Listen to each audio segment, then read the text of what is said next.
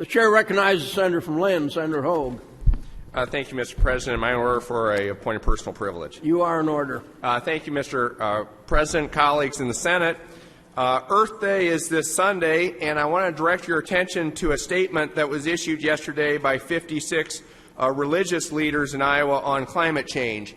And I had that distributed to your desks this morning, and I would urge you to take it home and put it by the nightstand or with your devotional materials and refer to it on Earth Day and every day as you go forward here.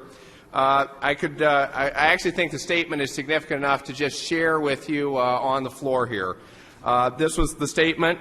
Climate change is one of the most pressing challenges facing our world today. And as religious leaders representing diverse faith traditions, we are called to reaffirm our commitment to be responsible stewards of Earth's resources and to act in love toward our neighbors both locally and globally.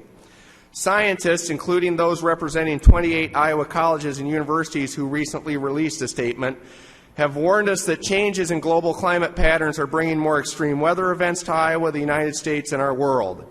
These events include droughts, extreme temperatures, floods, storm surges, and wildfires. These changes threaten our environment, our health and safety, our economy, our agriculture, and our security, and they also raise fundamental questions of justice and fairness, as those who are least able to adapt to climate change and who contribute least to the problem are likely to suffer the worst consequences. As people of faith, we are called to take responsible precautionary action to limit global climate change to the fullest extent possible and to prepare now for the climate impacts that are unavoidable. There are many actions that can be taken by individuals, families, congregations, businesses, local communities, and the state to reduce the threat of global climate change, such as reducing energy use in our homes and vehicles and using renewable energy sources. We urge Iowans to take such actions. The global nature of the problem, however, means that effective action requires leadership at the local, state, and national levels to form policies and strategies that address responsible energy use to ensure that we protect Earth and its most vulnerable populations from the significant threats posed by global climate change. We call upon people of faith to provide leadership on this issue and to act in the interest of the common good. Signed by Bishop Amos, Bishop Pates, Bishop Burke, and Bishop Scarf, my bishop, and a number of other religious leaders across our state. A couple points on this. First, we've had some strange weather in Iowa the last few years. And if that's the result of climate change, as I believe, here's the point. We ain't seen nothing yet. Because of the continuing buildup of greenhouse gases and thermal lag, we are committing ourselves to more dramatic and unavoidable climatic changes in the future that we're going to have to deal with. That's the unavoidable consequences that the religious leaders referred to. Second, we still do have some things this session that the legislature could do to deal with this issue. We've passed 3 bills with strong bipartisan support to encourage alternative energy. Senate File 516, the tax credits for solar systems. Senate File 520, tax credits for electric and natural gas vehicle infrastructure. Senate File 2326, additional renewable energy tax credits for wind, all of which passed with strong bipartisan support. House can't seem to take them up. So if you have some influence over there in the House, use that. Finally, Sunday is Earth Day. There are a lot of events happening around the state. I'd encourage you to get involved. And again, take the statement home, put it on your night table or next to your, with your devotional materials, and think about it. There are some things that we cannot afford to screw up, and the sustainability of the planet is one of them. Thank you, Mr. President. Chair recognizes Senator from Osceola, Senator Johnson. Thank you, Mr. President. Would the gentleman from Lynn yield? Senator Hogue. Senator Hogue yield. Sure. With all due respect to our religious leaders, as a member of the Appropriations Committee, as I am, how much are you willing to spend to reverse what you call global warming? I've asked you that question before, Senator. Actually, Senator Johnson, I'm not sure you have asked me that before. Oh, yes, I have. But let me tell you, I am willing to invest plenty of state resources in order to create jobs, free ourselves from foreign oil, and develop long-term sustainable energy policies. And I'll tell you, I think that's what the people of Iowa want. I think they want that. I think they believe in responsible stewardship. And so, yeah, we do need to make some investments in sustainability that will create jobs, strengthen our economy, reduce environmental impact, and deal with this long-term issue. Senator Hogue, the country of Spain made a huge transition to their economy for green energy. What was the result of that? One of the things I didn't hear. Bankruptcy, perhaps? I didn't hear your whole question, Senator Johnson. Okay, so the country of Spain made a huge transition to green energy. I'm not familiar with. I thought that you really studied, Johnson. Senator Hogue. I thought you were, a real student of this issue. But what happened to the country of Spain and their economy? Senator Johnson, I will tell you, I can speak what happens in my community when Clipper Wind Power employs over 300 people, when businesses across Cedar Rapids are cutting costs by being more energy efficient, adding people to do those jobs. And I'll tell you something else. If you want to ruin our economy, allow things like the flood of 2008 to happen again and again, and worse and worse and worse. If you want to, there is one surefire way to destroy our economy, and that's not to deal responsibly with this issue. How much better off would this country be if there hadn't been a $6 billion drought last year in Texas? How much better off would our state be if we hadn't suffered $20 billion in flood damage over the last 20 years? You want to ruin our economy, Senator Johnson? You stick your head in the sand and ignore this issue. I'm on the side of the bishops and the other religious leaders who've said this statement and say that we need to responsibly address this issue. Thank you, Senator Hogue. I'm on the side of the scientists I served with in Antarctica and Greenland. I'm the only member of this body who has done that. And there is no agreement in the scientific community, no consensus that things have really changed. Because change happens. We all know that from the election of 2008, don't we? Change has happened in the climate over and over again, and I just believe that we've had Earth Days ever since, 1970, 72? And yet I see all kinds of actions by citizens that just don't get it.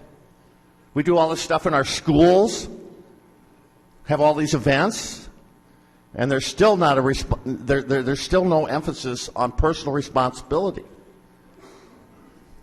I'll side with the scientists because they do not have agreement on what's happening here, and I've said that before, Senator Hogue. Thank you, Mr. President. Chair recognizes Senator from Wapello, Senator Sjogren. Thank you, Mr. President. Senator Hogue, would you yield? Senator Hogue, you yield? Yes, Senator Sjogren, I'll yield. Thank you. Having somewhat of a background in science, because I went to school, my goal was to work for NASA. And when I was at NASA, or when I was going to school to go to NASA, I studied astrophysics and geophysics. In the last few years, NASA has made the statements that we are not actually in a warming cycle anymore like we were in the 90s. We're actually in a cooling cycle.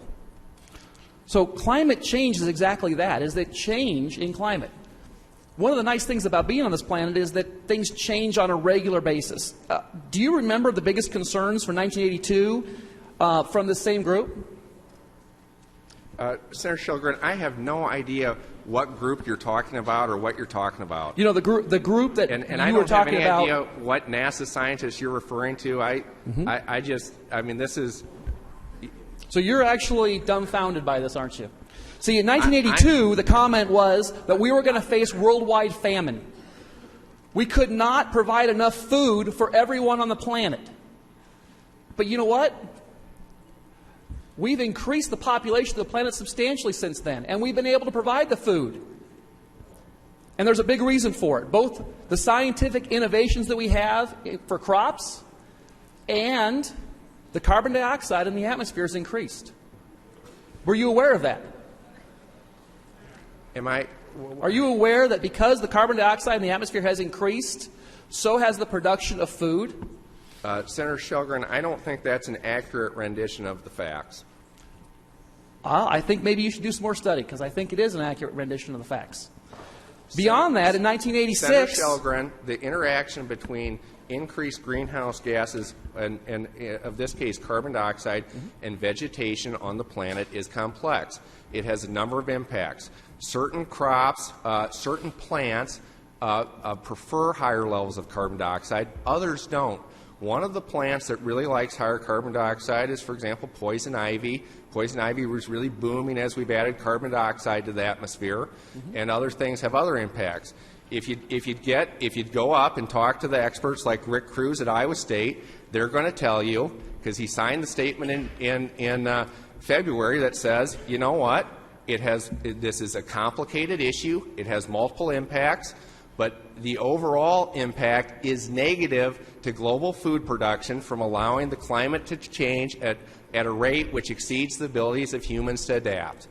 So when the scientists say that there has been an increase in carbon dioxide and food production has gone up, it's complex and you don't like those facts.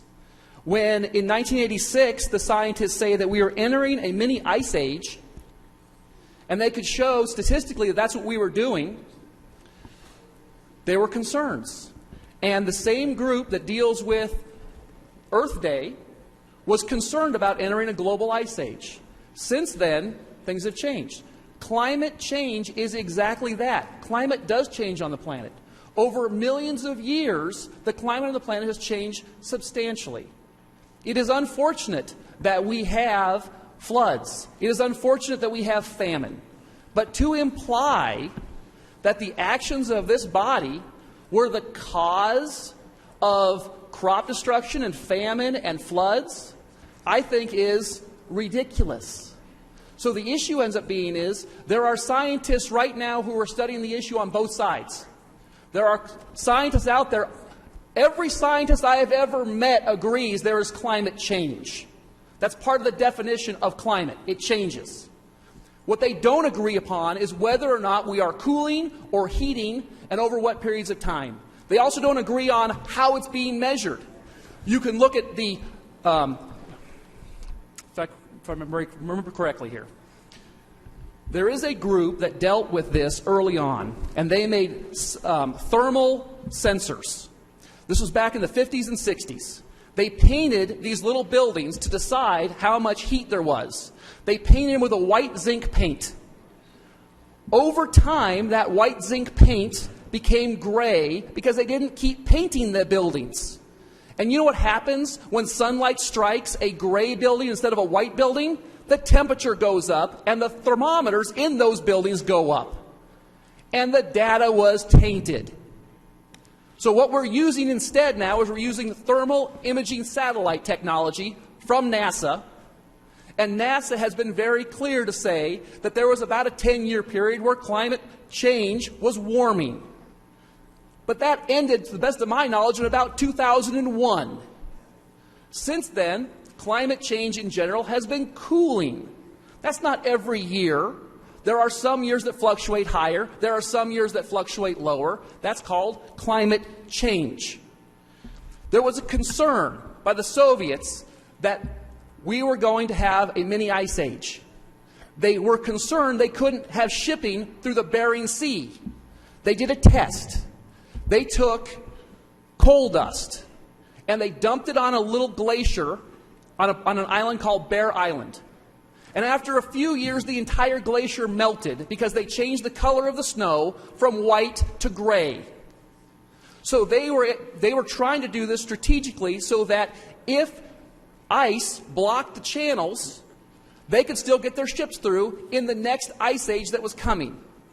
But you know what? We didn't have the Ice Age because global change was there. It was changing. You know, the people who stand up and talk about the greenhouse gases, carbon dioxide has increased. Okay? Carbon dioxide has gone up to, I believe it's 0.45% of the gases in the atmosphere are carbon dioxide. It's also considered to be a trace element in the atmosphere. By far, the larger concern is water vapor. Water vapor is a more impactful element in the atmosphere, but we're not complaining about water being there. Water's the right thing to be there, too. Okay? The planet moderates itself to a degree. Do we need to pay attention to what we're doing with global warming? Absolutely. We don't want to cause problems. But to simply say that any change in the global climate is a problem is naive. And I'm concerned about the education that you would have to feel like global climate change is something that we can stop or control. It's going to change one way or another. If your concern is greenhouse gas emissions, we have a technology that can produce electricity at a relatively cheap rate that does not contribute to greenhouse gases. That's nuclear power. It was mentioned earlier that the country of Spain, okay, invested in green technology, windmills, and they're on the verge of bankruptcy. There's another European country that invested in nuclear power plants, and they are the second strongest economy in the European Union because the nuclear power plants are an efficient, effective way to produce electricity, and they sell that electricity to their neighbors. There are things that we can do to improve the economy in the United States and here in the state of Iowa. Iowa farmers do contribute to taking out carbon dioxide from the atmosphere. It's called beans, it's called corn. When those things grow, they pull carbon dioxide from the atmosphere and they create a biomass. That is the way to deal with climate change. You go about your job, you do the right things, but to insist that we somehow are the cause of climate change, I think is very naive. Thank you. The chair would recognize Senator from Sioux, Senator Veenstra. Thank you, Mr. President. Thank you, Senator Hogue, for poking the bear. Once a year we do this. I actually want to talk about a different subject. You know, honestly, that subject, I think we should just agree to disagree because it's not going to get us anywhere. But Senator Bolcom, I do want to thank you for rising this morning.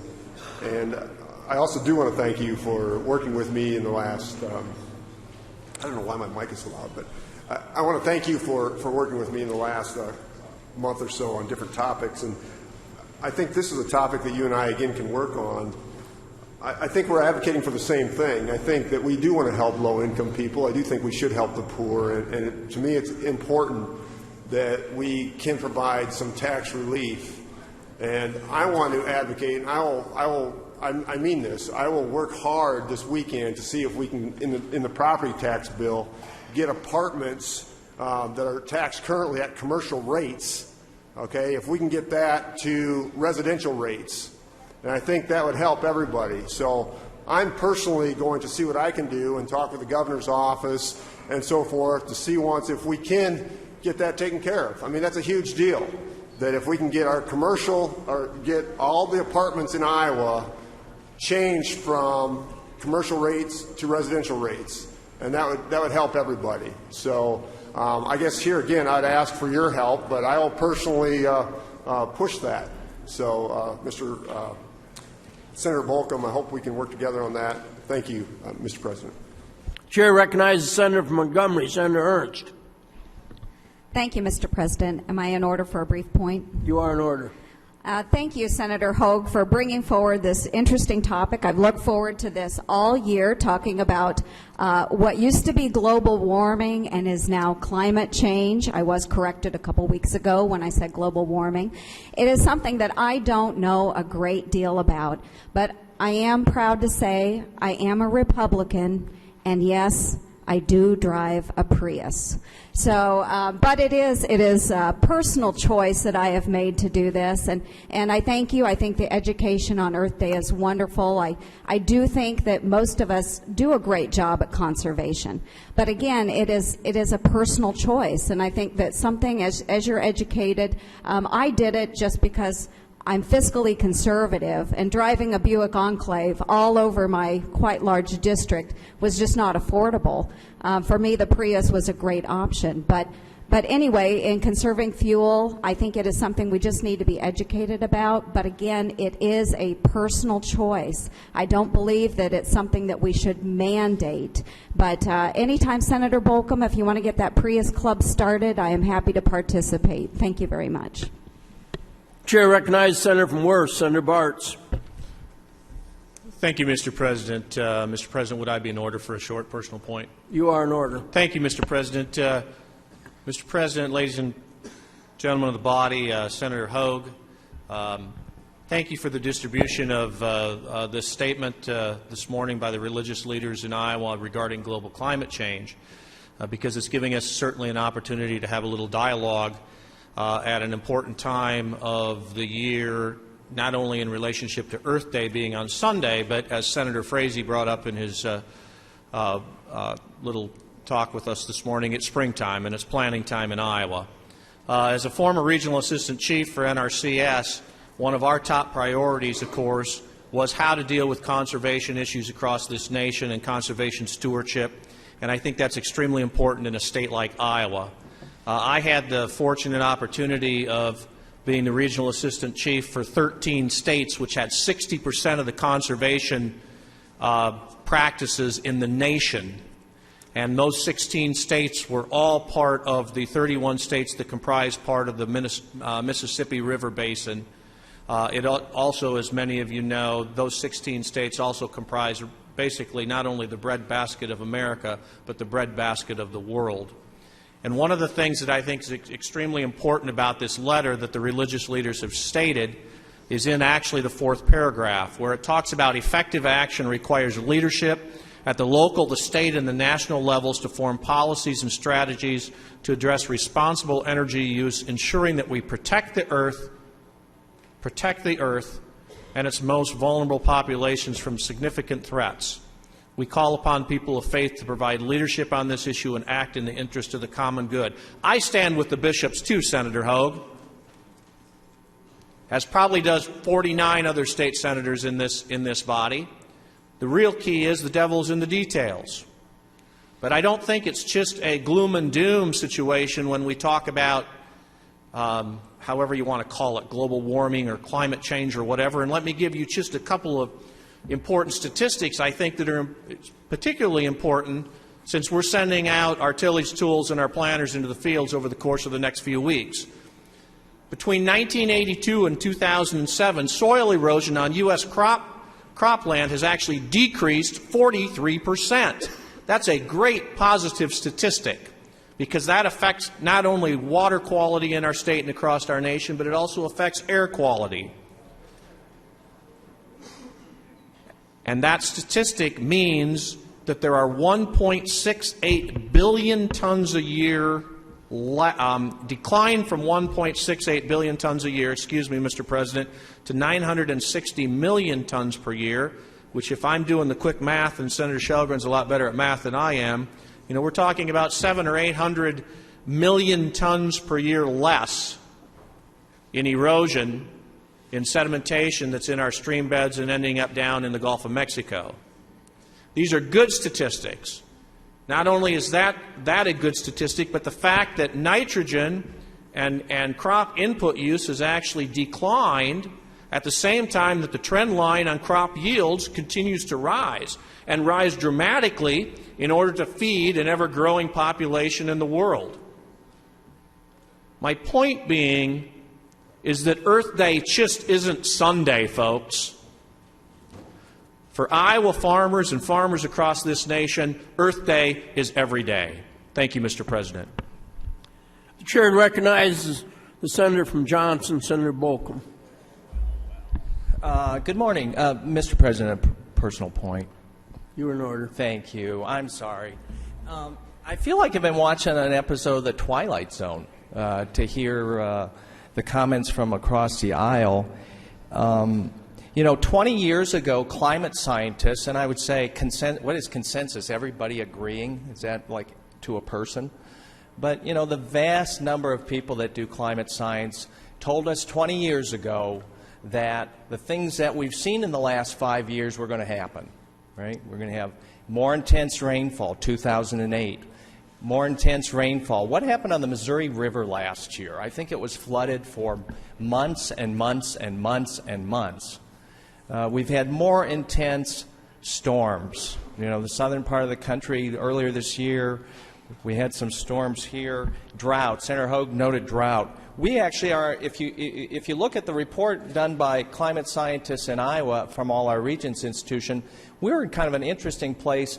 We could get very dry, or we could kind of be wet for a while, all right? March of this year, I think here in Des Moines, there were 24 days in a row when we had 60-degree weather. Nobody alive has ever seen that. Climate science told us that 20 years ago. Things were going to change. Religious leaders, business leaders, some government leaders are already making changes. We passed actually a climate change bill this year. You might not have recognized it at that. We allowed some communities to capture growth in sales taxes, the money that would come to us. We said, you better hold on to a little bit of this to deal with some of the climate disasters you've faced. We set up a permanent fund to help communities. We've spent tens of millions of dollars of state money. And, I don't get a person, I can choose what car I drive or, if I recycle or not, but I don't really have a choice whether I'm going to kick in to pay for flood disasters. That's not a personal choice. It comes out of my pocket when the state collects it and you ship it off. So we have work to do. We have not done nearly enough on this. And I know we have this political rhetoric. You guys, you are so painted in the corner on so many issues. This would be one other example where we have this political debate that's rhetoric around it isn't happening, it is happening, it isn't happening. What are you telling your grandkids? Do you think they believe you when you say, don't worry, it isn't man-made, we didn't cause anything? And Senator Bartz, I direct your attention, people care about agriculture in this state, and somebody earlier said we have 25% of the best farmland in the world. Well, we have extraordinary soil erosion problems when we have, like we had in Des Moines this weekend. I think it was the second all-time one-day, 24-hour rainfall here in Des Moines. It was more than 3 inches any April ever. It was second. It wasn't first. We've seen incredible increase in soil erosion. You can talk about a 43% decrease somewhere, but a report by Iowa State University says average soil loss in Iowa in 2008. The increased intensity amount of rainfall during the flood resulted in soil loss of more than 50 tons per acre, Senator Bartz. 5 is tolerable. 50 tons per acre is not. Where are we going to be in 25 years? Where is our productive soil going to be in 25 years? All right, when the pressure's on us to feed the world.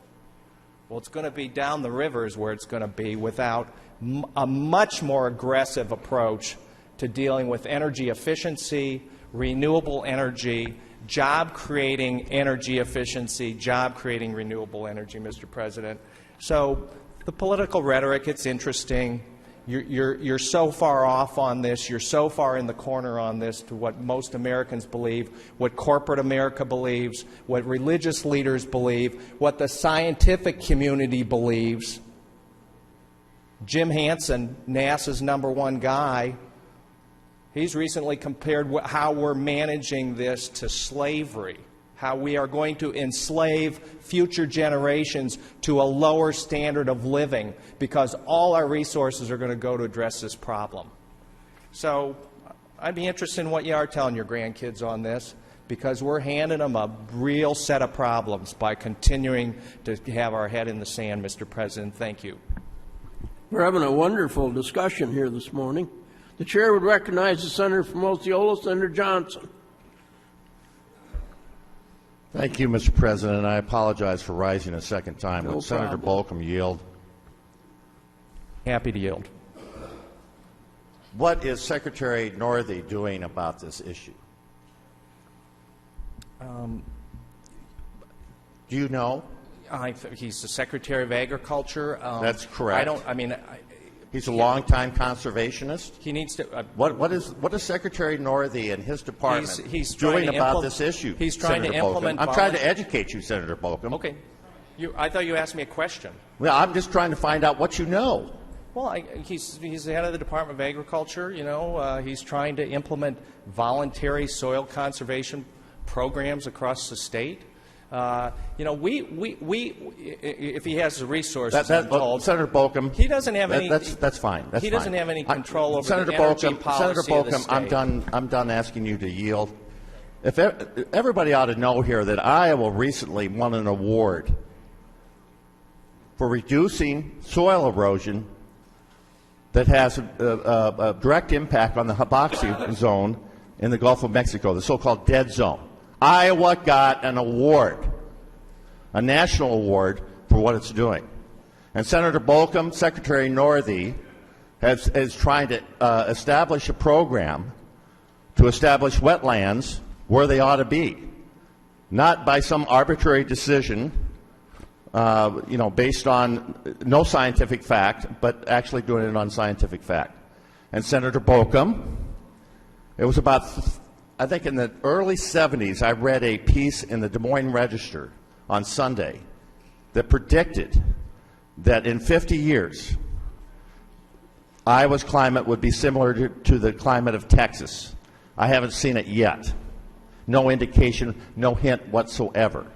And Senator Bolcom, I want to remind you that 30 years ago, I believe it was a Time magazine cover story that said the world was headed for another ice age. So if you want to, we're dealing with facts over here. If there's any political ideology, it's not on this side of the aisle. Thank you, Mr. President. Chair recognizes the senator from Worth, Senator Bartz. Thank you, Mr. President. Mr. President, I apologize for the second time, but Senator Bolcom, the Natural Resources Inventory, national data put out by NRCS, is not a bunch of hooey.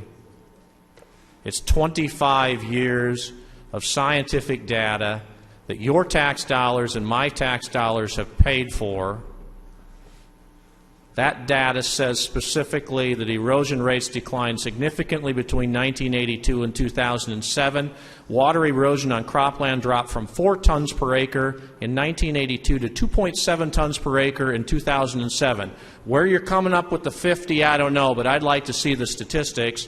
This is a 29-page report that is accessible to every senator in this body, and if you'd like to have the report, plus the tables that support it, I'll gladly print it off and distribute it to every one of you to see the truth of the matter. The other truth of the matter is that when you talk about state conservation programs or federal conservation programs in regard to the farming practices that there are active farmers in this body do, Senator Kibbe, I suspect, as well as Senator Frazee and myself and other agriculturalists in this particular body, come out to our farms and look. We're using minimum till soybean and corn plantings. We've got CRP acres and wildlife habitat incentive program buffer strips. We've got riparian buffers. We have other equipped practices that fence livestock out of stream beds. And don't forget, Senator Bolcom, Senator Harkin's premier program for conservation across this nation, the Conservation Security Program. And I'm proud to say in front of this body that I was one of the first 3 participants in Worth County, Iowa, because that program helps protect our environment and helps deal with the issues that you and Senator Hogue want to deal with today here on the floor in regard to global climate change and conservation stewardship. Now, we might have some political disagreements, as I said in my first comments, in regard to the devil being in the details as to how we get there. But neither party in this body and in this chamber should somehow have the exclusive right to claim that they hold the crown for protecting the environment. It's something that each and every one of us do, at least I do, as a farmer that is concerned about having those conversations with my future grandchildren, because I don't have any yet at this particular time. So I refuse to allow you to think you have a monopoly on this particular issue. Why don't we put the rhetoric aside and let's figure out the real solutions as to how we deal with this in a bipartisan way, not only on a state level but on a national level, so that we can truly accomplish the goal that we need to do. And that is, as part of nature, as human beings, utilize our conservation stewardship ethic in order to provide for our future generations. Thank you, Mr. President. Chair recognizes the senator from Polk, Senator Whitfer. Thank you, Mr. President. Senator Bolcom, I'm glad you brought up thinking and worrying about our grandkids and the future generation of Iowa. That's one of the main reasons I'm here, is to worry about my daughter and all of our kids and grandkids. And the concern I have is government debt and programs like iJobs, which spend $55 million of debt for 30 years. My daughter will be 29 years old when that's paid off. Budgets that spend 114% of ongoing revenue. That's the biggest threat I believe we have to our country, is government debt. And so as we finish the budget, I would like to keep our kids and grandkids in mind and make sure that we have a budget that spends less than we bring in. Thank you, Mr. President. Chair recognizes the senator from Des Moines, Senator Courtney. Thank you, Mr. President. A brief point. You are in order. I just wanted to rise because we're here on our own dime anyway, and we're not accomplishing a thing. So I thought I would add to it. I just want to tell you all that I drive a Corvette convertible because that's my choice, and I think it makes a 64-year-old man look pretty good. So that's why I drive that. And that's my choice. And as far as Senator Ernst, I'm sorry she left. It's her choice to drive that Prius. So I just think it's remarkable this morning that we have found out that both Senator Ernst and I believe in a woman's right to choose. Thank you. Chair recognizes the senator from Story, Senator Quirmbach. Since everybody else is in order to make a point, may I as well? You may. I wanted to, on a more serious note, call your attention to an article that appeared in the Quad City newspapers back in February. I'm going to read parts of it, not the whole thing. With regard to climate change, the article reads, 44 scientists from 28 Iowa colleges and universities have issued a joint call for Iowa legislators to acknowledge and address climate change. 44 scientists from 28 Iowa colleges. The letter was sent to all Iowa legislators on Tuesday. This is back February 22nd. It calls for candidates for public office at the national, state, and local levels to, quote, acknowledge the overwhelming balance of evidence for the underpinning causes of climate change, to develop appropriate policy responses, and to develop local and statewide strategies to adapt to near-term changes in climate, close quote.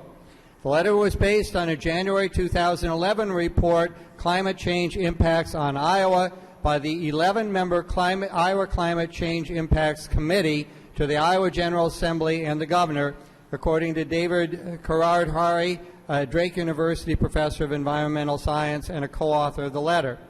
That report said Iowa's changing climate is already affecting the state's economy and the welfare of its people.